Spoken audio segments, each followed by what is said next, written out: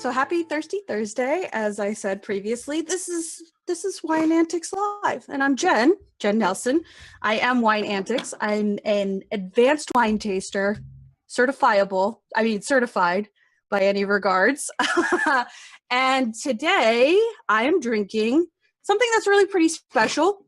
We got a sample of this. It's from Calorosi Vineyard in Lodi. It was actually a wine blogger special. We went out there. We went to Lodi in August, and they made this blend. It's an old vine Zin because everybody in Lodi has a 100-year-old Zin vine in their tasting room randomly. But this is my love, my big old vine Zin that I love, and my Aravana. Stub. Wow, I was thinking you might need a room with your old vines in there. Oh, I know. It's so good. Interesting. So what's Stub drinking tonight? So here's what happened. Stub was trying to shove some food down his gullet before the show started, and I opened a nice little Sangiovese with the pasta I made earlier, and that was delicious, but I didn't want to finish it because I'm going to have leftover pasta tomorrow, right? Because you make a lot of pasta. That's how that works. So I thought I would open another bottle. So I opened it. Crap. Opened another bottle. Crap. Opened another bottle. Tasted cork, maybe on the verge of some Brett. So crap. So what is Stub drinking tonight? We're going Lagunitas, and it's not going to last long before I bust into the 120 proof Knob Creek bourbon. So this thing's going to be fun. Not that it's not usually. Just be warned for the after party, everybody, because Stub's moving to hard liquor very early in the night. That's right. It's going to be crazy. So Stub, who are you? You talked about what you're drinking, but you didn't even introduce yourself. I just figured everyone knows who I am. I do writing, I do TV talking about wine, I do filmmaking and videos, I do all those things. If it involves booze, I will do it, except for driving, operating heavy machinery. Yeah. And some parody videos. Yeah, I do all those things. Yeah, just do some things. So Mia Voss, without much more ado, is an amazing lady, and she's also known as the digital travel boss. Why don't you start out introducing yourself with that title in hand, Mia? Hold on, let me get oh, there I am. There you are. I just heard that today. I guess that happened on GoDaddy, right? You know who made that up? One of my board of influencer members. Nice. Like now he busted that out on me. I'm like, whoa, I like that. So cheers. So why don't you take a moment and introduce yourself on a grander scale besides the digital travel boss, and maybe tell us what you're drinking tonight. I know you got some bubbles in your glass. No, it's something really cheap. Stellina Gin. You know what I'm saying? Like, I have no taste whatsoever. You'll see that when you see the show. And I am down in Phoenix right now. I am a luxury travel blogger and a brand ambassador and a big wine drinker. And that's about it. I can cover it all. You like that? I do. That's about it. I'm going to kick off the show because I'm going to set this stage right. So you did have a great interview with GoDaddy today with Heather Dobson on their show Beyond the Domain. So today you've talked with an Air Force veteran. You've now talked with an Army veteran, and if you didn't know, Stub is a Marine veteran. So are you going out later to meet a sailor? You know what? I mean, don't do it. Don't do it. You hear my peanut gallery in the background too. Hey, sailor. I really do have all the armed forces covered today, don't I? You do. Yeah. Didn't even know it. And, like 2 out of 3 are women. Now that is badass. Right? Cheers. Agreed. Cheers. The rib is 2 floors below me watching TV. She was also in the Marine Corps. So, yeah. Yeah, I'm in really, really good protected company today. Hey, real quick, speaking of which, I did take a Snapchat of Stub eating, and I put that in the comment when I shared the video. Oh, that's gorgeous. It's lovely.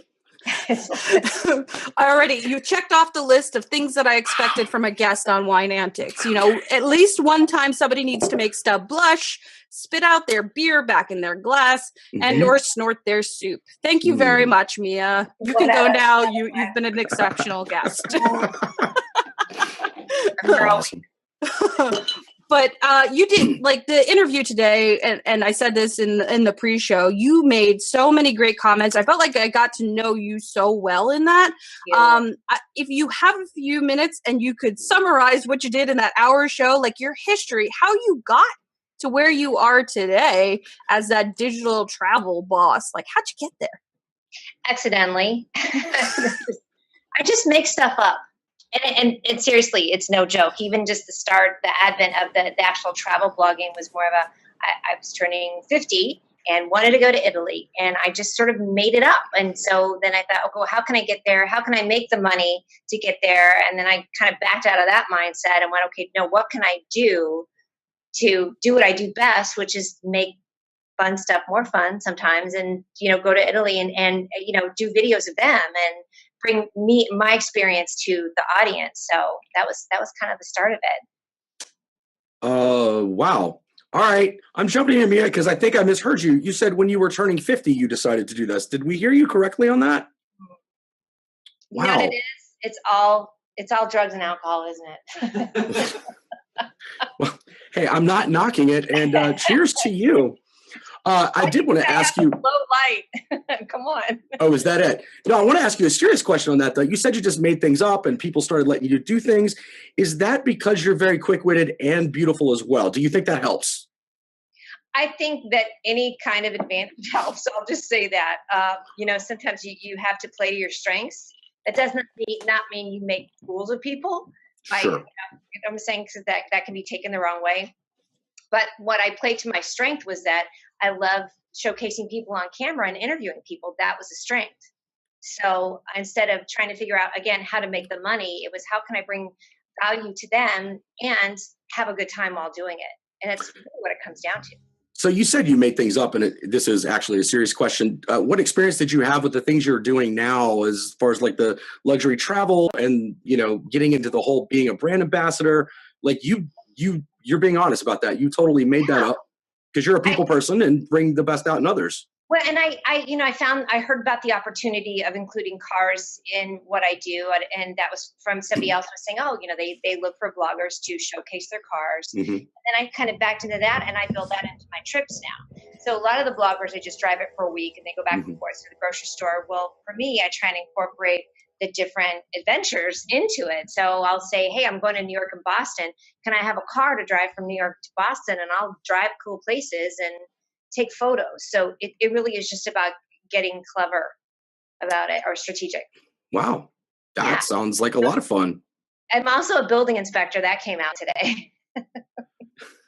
You're a building inspector. Yeah, that's one of my revenue streams, and it makes a ton of money. So in between a lot of this stuff, I will pick up a new project and put on a hard hat and boss men around. It's pretty awesome. Wow, you made. My boyfriend is loving this over here. Not that I didn't love you before, Mia, but you may be one of my new favorite people right now. I'm not gonna lie. If only for versatility, right? I mean, flexibility and versatility is great. Yeah. Oh, I can't hear Jen. Jen was muted. Muted Jen. Did Jen mute herself? No, am I muted? No, you're fine now. There we go. Sorry. One of her other previous jobs was selling insurance. Yes. Do you care to say what insurance you sold me? So I was an insurance agent at a very young age. That was my first job in high school, and then I just kept doing it. And I thought it was a really interesting business. We were talking about the power of connection and insurance. You really have to get to know somebody because you're finding out about their business and then helping them to have the right amount of insurance. So one of the accounts that I had was the University of Illinois, the agriculture department. And so they had this prize bull and they insured his semen. Of course. I have a peanut gallery back here. It's hilarious. Did you not hear that part of the interview? Oh, no. Is your boyfriend hearing all of your interview highlights right now? Well, he hadn't heard this bull semen part, so that's why the peanut gallery. Oddly enough, I'd considered doing that for myself in the mid-'90s, but there didn't seem to be a big enough market for it, so I passed. Before I move into the serious, let me also highlight to him what other things that he may or may not have missed. She mentioned a slip up of just the tip, and I'm not a size queen as well today in the interview. Just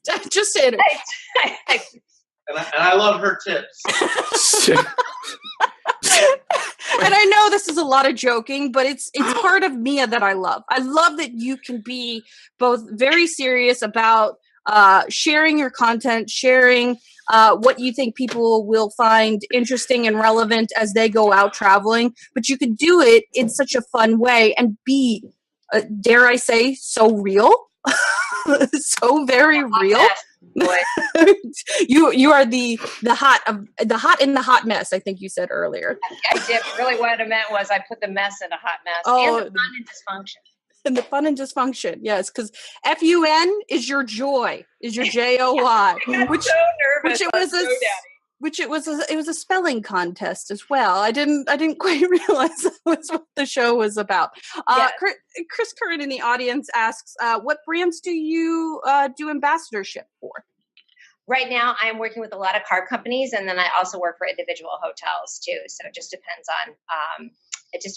on what's going on. I work through the PR companies, and that's kind of fun too. So a lot of the PR companies are then working with Toyota, Lexus.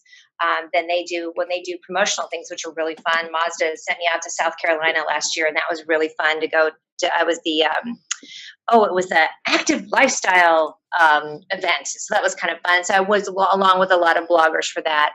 So mostly car companies and then also hotels. Very nice. And you know, what's nice about this audience that you have on the Wine Antics page, we are a lot of wine writers, wine bloggers. Some are branching into travel, some are branching into food, just to have that whole package. I don't want you to give away your secret sauce in any way, because I know you've created some very successful methods, and you've built a team behind you, which we all know is very important. But like, any advice in using live streaming and using new media, in taking what your passion is and moving forward with it?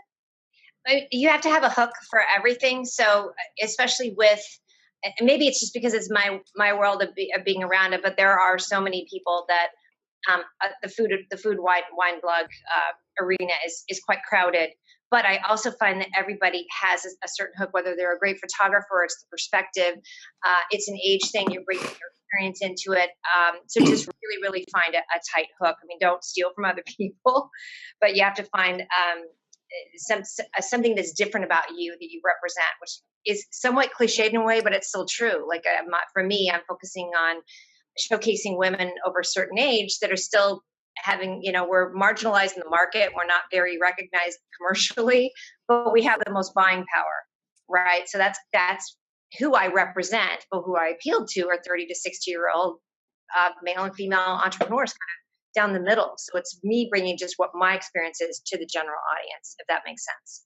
Yeah, absolutely. I've done when I was going through my marketing program last May, there's all this emphasis on the millennial wine drinker, but they're not the ones with the most disposable income. And despite who you are age-wise, or what age you are, because if you say you're over 50, I'm going to say you're 37, and we're just going to keep it there.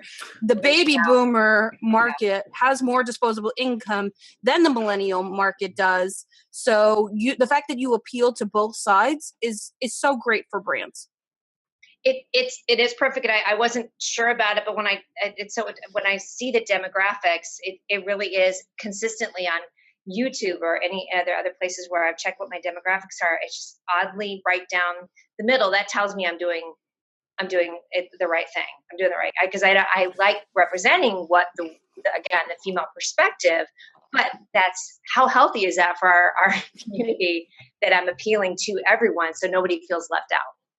So I love Mia, and I don't want to sound sexist or anything. As I said, I married a lady jarhead, so I feel like I'm a pretty good feminist here. But I wanted to get back. You say you work with a lot of car companies. Did you find that challenging to get into kind of representing and being an ambassador for vehicles, or is it a certain segment of vehicles that appeal to maybe a middle-ish age woman demographic, or are you taking that demographic that you appeal to in all of your other endeavors as well?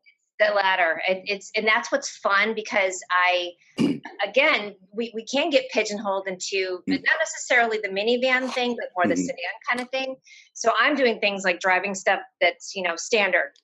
I call that the anti-millennial theft device.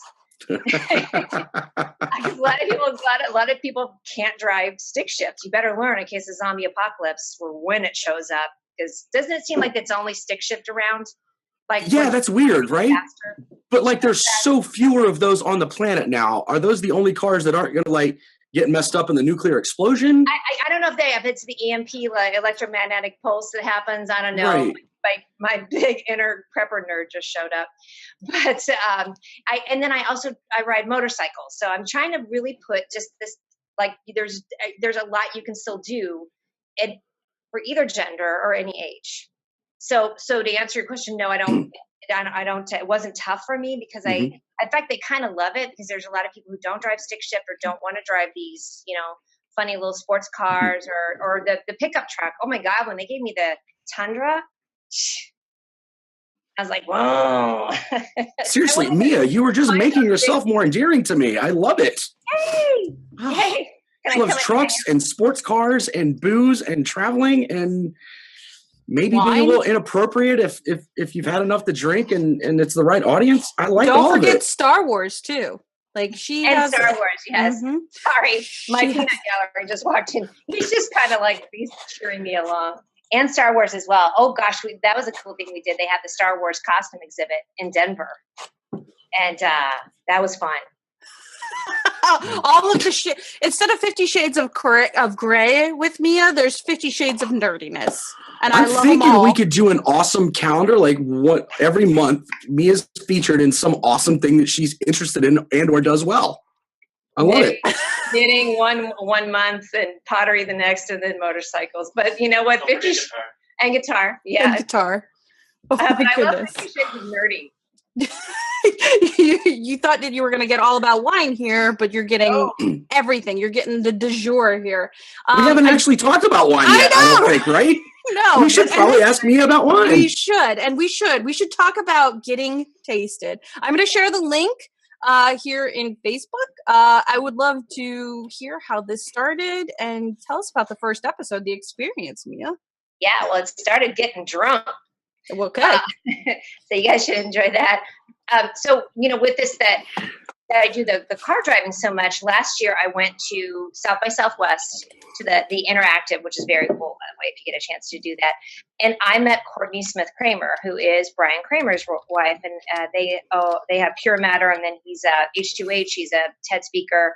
They're just amazing. And when I met her, big girl crush. I mean, it was just out. And so we ended up going to this GoDaddy party, which is where I met a lot of the folks that are there now, Noah and Sean, and just really, and again, that was relationship based because I used to watch their Google Hangout shows and they would watch my show. And so we all became this little happy BFF thing. So this show idea was cooked up drunk at a GoDaddy party. So there's that. And then today I got to announce it on GoDaddy's show. So you know what I mean? Like about 12 or 11 months later was when it all came. So Courtney and I came up originally with the idea to do more of a driving show and then incorporate, visits in different towns with entrepreneurs and things like that and sort of make it this community thing, but fun. And we did a couple iterations of it. And then we were sort of had an hiatus for the holidays.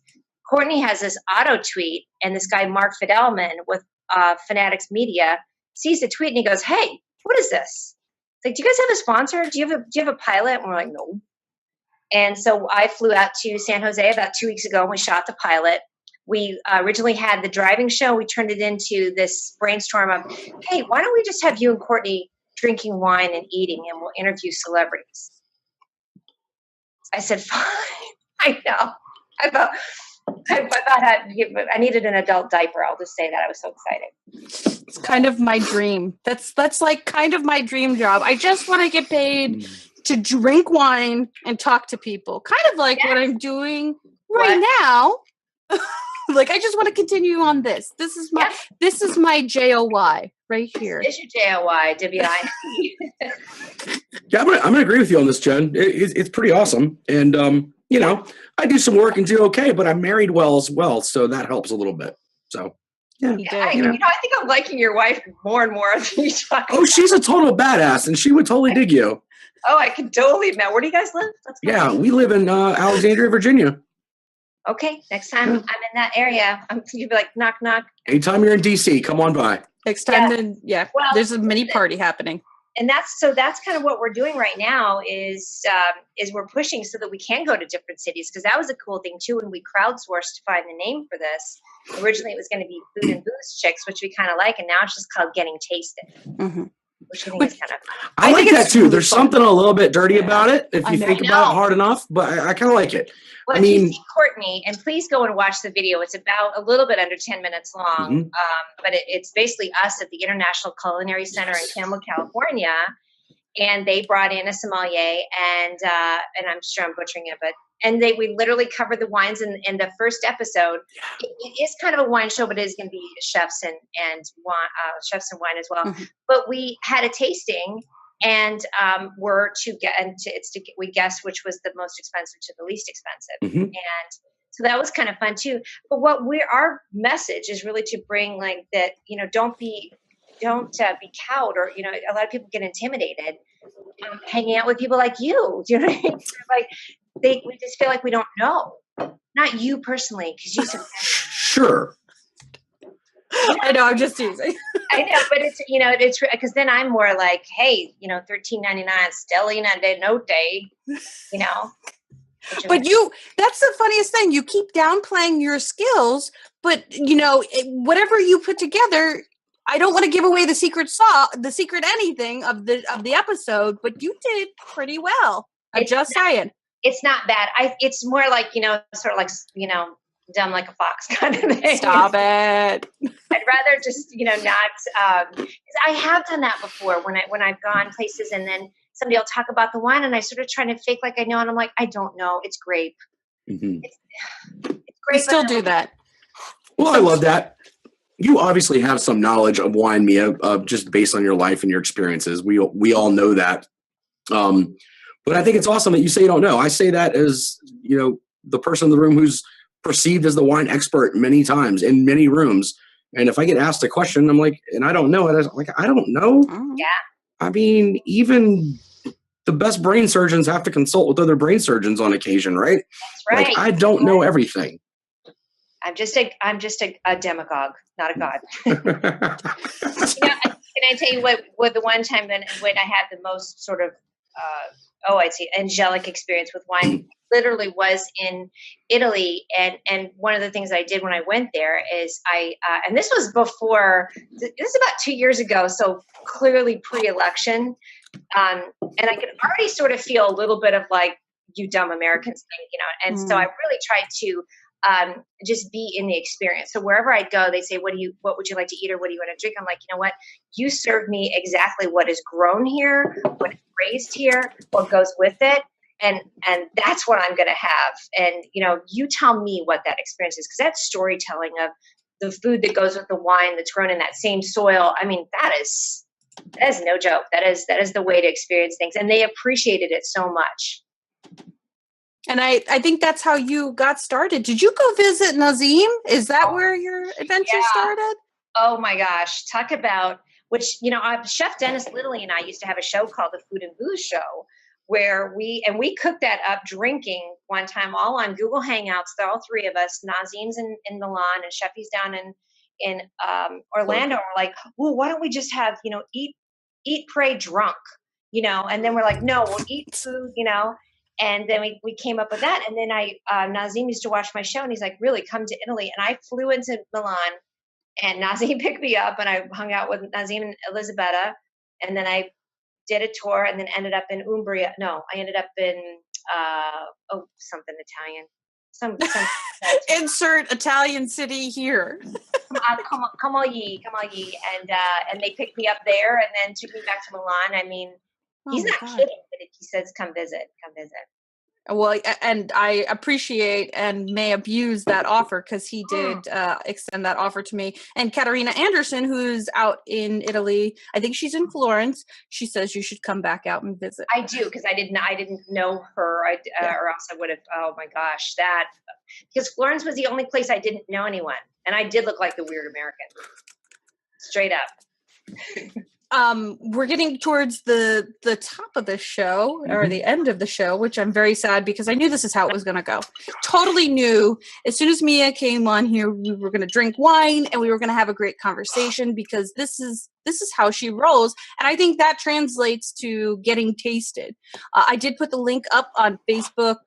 Please go check it out, guys, because it's really fun. Mm-hmm. And now you know somebody who's doing this show, so you can really connect. And she's super approachable. I mean, she will chat with you, and she's very honest about her knowledge on wine, as you've seen, and loves to talk about it, which I love. Do. And listen, Wine Otter, in case people don't know that's our pet name for each other. And I had to explain that to Jonathan today. Yeah, and I can't even, we're just going to hold little Wine Otter paws and your whole little hands and little wine glasses in the other hand. And this is how we'll be Wine Otters. I did that the other day. Hashtag Wine Otter. Hashtag it's a thing. But yes, I know it's getting silly now. Really, but I would love for you guys, if you do watch it, will you please leave feedback? Try and be nice. If it doesn't make any sense, or if there's we do know the sound wasn't great. We needed to have lavaliers on that. Sound is everything. So please be kind on that one. Don't rewind.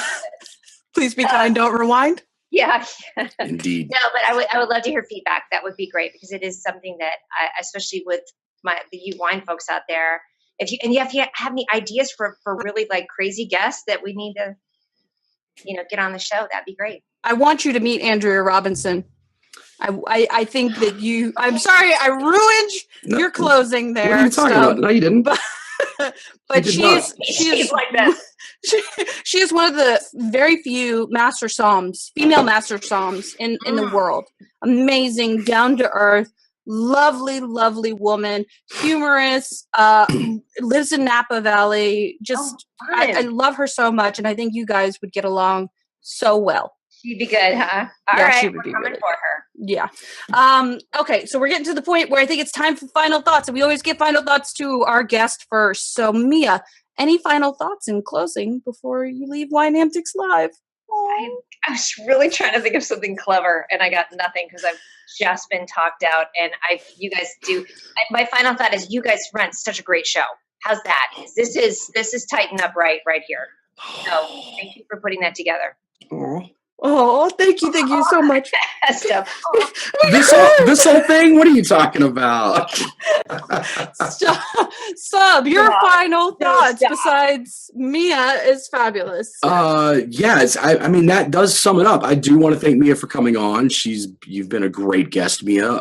Fun hanging out with us a couple times to get to know us a little more in the pacing of the show over the last couple weeks. We appreciate that commitment as well. But amazing. Other thoughts? I want to say thanks to Jonathan behind the scenes for producing such a great show. I also want to do the apologies to Andrea Robinson, the aforementioned, for running out of time to have her on the show today. Thank you, Mia Voss. You were as amazing as I knew you would be. I love my Wine Otter. I thank you for dropping that on air because it's cute, it's endearing, and it is a lot of how people in the wine community look at each other. We're friends. We love wine. We share these things, and it's amazing. Next week, we have something special coming up, and I just want to take a moment and talk about that. We have Rob Frisch coming back on. He did a show in, what do I want to say, December? Either way, it was memorable in terms of he told a lot of fabulous stories, made Stub blush a little bit. It was a lot of fun, and I'm so happy to welcome him back on the show. And we are going to help you to fall in love with him Valentine's Day as much or more, dare I say, than what we've fallen in love with Mia today. Because Mia was amazing. We love her. We're looking forward to Rob. So please join us every Thursday, 9 p.m. Eastern Standard Time, here on Facebook, on the Wine Antics Facebook page. Thanks for tuning in. Cheers.